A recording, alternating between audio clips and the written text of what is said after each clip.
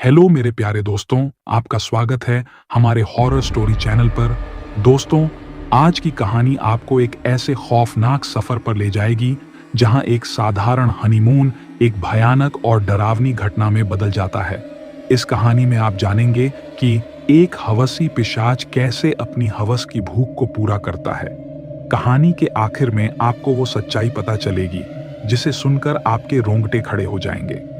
अर्जुन और निधि की ये कहानी आपको न सिर्फ डराएगी बल्कि आपको सोचने पर मजबूर कर देगी कि क्या सच में ऐसी ताकतें हमारे आसपास मौजूद हैं। कहानी स्टार्ट करने से पहले अगर आप भूतों और डरावनी कहानियों में दिलचस्पी रखते हैं तो इस वीडियो को लाइक करके के इसे पूरा देखें और हमारे चैनल को सब्सक्राइब करें ताकि ऐसे और दिल दहला देने वाले किस्से आप तक पहुंचते रहें। आज की कहानी एक हनीमून के सफर की है जो प्यार भरी रातों से शुरू होकर एक ऐसी खौफनाक दास्तां में बदल जाती है जिसे सुनने के बाद आप कभी रात को अकेले सोने से पहले कई बार सोचेंगे। अर्जुन और निधि की शादी को अभी एक हफ्ता भी नहीं हुआ था और शादी के पहले ही दिन से दोनों हनीमून की प्लानिंग कर रहे थे। अर्जुन ने हमेशा से अपने हनीमून को खास और यादगार बनाने का सपना देखा था। उन्होंने एकांत, खूबसूरत और शांत जगह की तलाश की ताकि वह दोनों शहर की भागदौड़ से दूर सुकून के कुछ पल बिता सकें। एक दिन अर्जुन ने निधि से कहा, निधि, मैं सोच रहा हूं कि हम कहीं ऐसी जगह जाएं जहां हम दोनों अकेले हों, कोई भीड़ भाड़ न हो, पहाड़ों की ठंडी हवा, सुबह सुबह की धुंध और सिर्फ तुम और मैं। निधि मुस्कुराई और बोली, तुम्हारा ये प्लान सुनकर मुझे ऐसा लग रहा है कि हम किसी फिल्म की कहानी जीने जा रहे हैं, लेकिन सच में मुझे भी ऐसी ही जगह चाहिए जहां कोई न हो। अर्जुन ने एक रिसॉर्ट बुक किया था जो एक पहाड़ी गांव के पास था। वहां कम लोग जाते थे क्योंकि जगह थोड़ी सुनसान और दूर थी। अर्जुन को ये आइडिया बहुत पसंद आया क्योंकि वह चाहता था कि यह हनीमून हमेशा के लिए यादगार हो। अर्जुन और निधि अपने सामान के साथ कार में बैठकर सफर पर निकल गए। रास्ते भर दोनों हनीमून को लेकर उत्साहित थे, जगह की सुंदरता और एकांत को लेकर बातें कर रहे थे। अर्जुन ने बताया कि रिसॉर्ट पहाड़ों के बीच स्थित है जहां हर तरफ हरियाली और ठंडी हवा होगी। वह गांव से थोड़ी दूर था और पास ही एक पुरानी झील भी थी जहां के बारे में कुछ स्थानीय लोग कहानियां बताते हैं। निधि ने थोड़े संकोच से पूछा, कैसी कहानियां? अर्जुन ने हंसते हुए कहा, अरे ये सब पुरानी बातें हैं, शायद भूत प्रेत की कहानियां होंगी। निधि थोड़ी असहज हो गई लेकिन उसने हंसी में टाल दिया। सफर लंबा था और पहाड़ी रास्तों पर कार धीमी हो गई थी। धीरे धीरे दोनों बातें करते हुए पहाड़ी इलाकों में गहराई तक पहुंच गए। अब रात होने लगी थी और आसपास के पेड़ और जंगल घने होते जा रहे थे। अर्जुन ने गूगल मैप्स पर देखा कि रिसॉर्ट सिर्फ 20 मिनट की दूरी पर है। रास्ते में अर्जुन ने निधि की ओर देखा और कहा, यार, ये रास्ता तो सच में काफी सुनसान है, क्या पता यहाँ किसी रात भूत भी दिख जाए। निधि ने उसकी बात को मजाक में लिया और कहा, तुम्हारी ये डराने वाली बातें अब ज्यादा मजेदार नहीं लग रही हैं अर्जुन। रात के करीब 8 बज चुके थे जब वे आखिरकार उस रिसॉर्ट पहुंचे। रिसॉर्ट बिल्कुल वैसा था जैसा अर्जुन ने सोचा था, शांत, दूर दराज और पहाड़ों के बीच बसा हुआ। रिसॉर्ट की बनावट थोड़ी पुरानी थी लेकिन उसकी सुंदरता ने निधि को प्रभावित किया। जैसे ही वे रिसॉर्ट के अंदर गए, मैनेजर ने उनका स्वागत किया लेकिन उसके चेहरे पर कुछ अजीब सी थकान और बेचैनी थी। आप यहां हनीमून मनाने आए हैं? मैनेजर ने मुस्कुराते हुए पूछा। जी हां, अर्जुन ने जवाब दिया। मैनेजर ने उन्हें कमरा दिखाया जो बहुत ही खूबसूरत था। वहां से पहाड़ों का नजारा साफ दिखता था और रात की ठंडी हवा में कुछ रहस्यमयी सा था। जब अर्जुन और निधि ने अपना सामान रखा और बालकनी में बैठकर चाय पीने लगे, तब निधि ने हल्के स्वर में कहा, यह जगह बहुत अच्छी है लेकिन थोड़ी डरावनी भी है। ऐसा लग रहा है जैसे इस जगह पर कुछ अनकही बातें छिपी हैं। अर्जुन ने उसकी बातों को नजरअंदाज करते हुए कहा, तुम ज्यादा सोच रही हो, चलो आज की रात तो बस आराम करो, कल पूरे दिन घूमेंगे। रात का खाना खाने के बाद अर्जुन और निधि अपने कमरे में सोने चले गए। जैसे ही दोनों बिस्तर पर लेटे, अचानक खिड़की से ठंडी हवा का झोंका आया और पर्दे जोर जोर से हिलने लगे। अर्जुन उठा और खिड़की बंद करने गया, लेकिन जब उसने खिड़की की तरफ देखा तो बाहर की झील में कुछ हलचल दिखाई दी। उसने सोचा शायद यह उसका भ्रम है, लेकिन निधि ने भी कुछ अजीब महसूस किया। अर्जुन, मुझे नहीं पता क्यों, लेकिन इस कमरे में कुछ तो गड़बड़ लग रही है। अर्जुन ने उसे शांत करने की कोशिश की और कहा, यह सब तुम्हारी थकान की वजह से हो रहा है, अब सो जाओ, सब ठीक है। लेकिन रात के बीच में अचानक दरवाजे पर हल्की दस्तक हुई। अर्जुन और निधि दोनों चौंक गए। यह कौन हो सकता है इतनी रात को? अर्जुन ने धीरे से कहा। वह दरवाजे की तरफ बढ़ा और जैसे ही उसने दरवाजा खोला, वहां कोई नहीं था। दरवाजे के बाहर ठंडी हवा और हल्की धुंध थी जो रिसॉर्ट के चारों तरफ फैली हुई थी। वह वापस आकर बिस्तर पर लेट गया, लेकिन दिल में अजीब सा डर बैठ गया था। निधि ने अर्जुन का हाथ थामा और दोनों ने कोशिश की कि सो जाएं, लेकिन नींद किसी को नहीं आ रही थी। अगली सुबह जब अर्जुन और निधि उठे तो उन्होंने सोचा कि रात की घटना को भूलकर दिन को अच्छे से बिताया जाए। वे रिसॉर्ट से बाहर निकलकर गांव की तरफ चल दिए। गांव के लोग बहुत ही सीधे और साधारण थे, लेकिन उनके चेहरे पर एक गहरी उदासी और डर दिखाई देता था। अर्जुन ने एक बूढ़े आदमी से पूछा, बाबा, यहाँ के लोग इतने चुप क्यों हैं? कोई खास बात है क्या? बूढ़े आदमी ने कुछ देर चुप्पी साधी और फिर बोला, बेटा, तुम लोग यहाँ नए हो और शायद तुम्हें यहाँ की सच्चाई नहीं पता। ये जगह जितनी सुंदर दिखती है उतनी ही खतरनाक भी है। खतरनाक?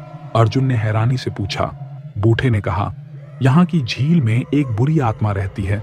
वो आत्मा किसी इंसान की नहीं, बल्कि भूतिया हवस की भूखी है। जो भी यहाँ आता है वो उसकी चाहत का शिकार बन जाता है। इतना कहकर वो बूढ़ा आदमी वहां से निकल जाता है। अर्जुन और निधि ने उस चेतावनी को हल्के में लिया था, लेकिन उन्हें नहीं पता था कि आने वाली रात उनके जीवन की सबसे भयानक रात साबित होगी। दिन के समय अर्जुन और निधि ने गांव में थोड़ा वक्त बिताया और रिसॉर्ट वापस आ गए। दोनों ने फैसला किया कि अब और डरने की जरूरत नहीं है और बस इस खूबसूरत जगह का आनंद लेना चाहिए। शाम के समय उन्होंने रिसॉर्ट के पास की झील पर जाने का प्लान बनाया। झील की तरफ जाते वक्त हवाओं में एक अजीब सी ठंडक और घबराहट थी। जैसे जैसे वे झील के पास पहुंचे, उन्हें वहां कुछ ऐसा महसूस हुआ जो बेहद असामान्य था। झील का पानी बिल्कुल स्थिर था और आसपास की हरियाली में भी कोई हलचल नहीं हो रही थी। वातावरण में एक भारी सन्नाटा था। रात हो चुकी थी और अर्जुन और निधि अपने कमरे में वापस आ गए थे। दोनों ने सोचा कि शायद दिन की घटनाओं ने उन्हें परेशान कर दिया था, इसलिए अब वह आराम करेंगे। अर्जुन ने खिड़की बंद कर दी और निधि के पास गया। दोनों नजदीक आकर एक दूसरे को बड़े प्यार से देख रहे थे। अचानक एक बार फिर खिड़की से ठंडी हवा का झोंका आया और पर्दे जोर जोर से हिलने लगे। निधि घबराकर उठी और अर्जुन से बोली, अर्जुन, मुझे कुछ ठीक नहीं लग रहा है। ऐसा लग रहा है कि कोई हमें देख रहा है। अर्जुन ने उसे समझाने की कोशिश की, शायद तुम्हें वह बूढ़े की बातें याद आ रही हैं। कुछ नहीं है यहां, सो जाओ। लेकिन जैसे ही अर्जुन ने बत्ती बंद की, दरवाजे पर फिर से वही दस्तक हुई जो पिछली रात भी हुई थी। इस बार आवाज तेज और लगातार थी। अर्जुन और निधि दोनों चौंक गए। अर्जुन दरवाजे की तरफ बढ़ा और डरते हुए दरवाजा खोला, लेकिन इस बार वहां कोई नहीं था। दरवाजे के बाहर घना कोहरा फैला हुआ था और एक अजीब सी ठंडक महसूस हो रही थी। अर्जुन ने दरवाजा बंद किया और वापस कमरे में आ गया। जैसे ही वह बिस्तर पर वापस आया, अचानक कमरे में एक अजीब साया दिखाई देने लगा। निधि ने डर के मारे अर्जुन को पकड़ लिया और घबराई हुई बोली, अर्जुन, वह देखो। अर्जुन की आंखों में भी डर साफ नजर आ रहा था। सामने दीवार पर एक धुंधला परछाई जैसा दिख रहा था। धीरे धीरे वह परछाई साफ होती गई और उसके रूप में एक भयानक आकृति उभरने लगी। वह एक इंसान की तरह दिखता था, लेकिन उसकी आंखें लाल थीं और चेहरा विकृत। अर्जुन और निधि को समझ में आ गया कि यह वही आत्मा है जिसकी कहानी उन्होंने दिन में सुनी थी। तुम लोग यहाँ क्यों आए हो? उस आत्मा की आवाज कमरे में गूंजने लगी। ये जगह मेरी है और अब तुम मेरे खेल का हिस्सा बनोगे। अर्जुन और निधि डर से पागल हो गए थे। अर्जुन ने निधि का हाथ पकड़ा और दोनों दरवाजे की तरफ भागे, लेकिन दरवाजा अपने आप बंद हो गया। कमरे में अचानक हवा का तूफान उठ गया और वह भयानक आत्मा उनके चारों ओर मंडराने लगी। अर्जुन ने निधि को कंधे से पकड़ा और कहा, हमें किसी भी हालत में यहां से निकलना होगा। दोनों ने खिड़की से भागने की कोशिश की, लेकिन खिड़की भी जाम हो चुकी थी। आत्मा ने जोर से हंसते हुए कहा, तुम लोग यहां से बचकर नहीं जा सकते। वह आत्मा दरअसल एक पिशाच था जो हवस की भूख से ग्रस्त था। गांव के लोग उसे हवस का पिशाच कहते थे, क्योंकि वह उन लोगों की आत्माओं को निगलता था जो उसकी हवस की भूख को शांत नहीं कर पाते थे। उसकी भूख सिर्फ शारीरिक नहीं बल्कि मानसिक और आध्यात्मिक थी। वह धीरे धीरे अर्जुन और निधि के करीब आने लगा और उसकी उपस्थिति से कमरे में अजीब सी घुटन और भय फैलने लगा। निधि के कपड़े अपने आप उतरने लगे। तुम लोग मेरे पास आ चुके हो, अब बचने का कोई रास्ता नहीं है, वह बोला। अर्जुन ने अपनी पूरी ताकत से आत्मा को रोकने की कोशिश की, लेकिन वह किसी भी मानव शक्ति से परे था। अर्जुन ने अंतिम कोशिश की और निधि को दरवाजे की तरफ धकेला। भागो निधि, मैं इसे रोकता हूं। लेकिन जैसे ही अर्जुन ने आत्मा को रोका, उसकी लाल आंखें और भयानक चेहरा अचानक और भयानक हो गया।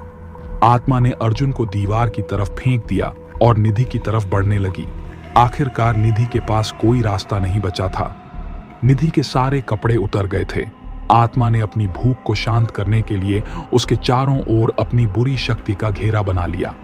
निधि चीख रही थी, लेकिन उसकी चीखों को सुनने वाला वहां कोई नहीं था। अर्जुन बेबस होकर देख रहा था कि वह पिशाच अपनी हवस को पूरा कर रहा था। कमरे में सिर्फ डर, घुटन और दर्द था।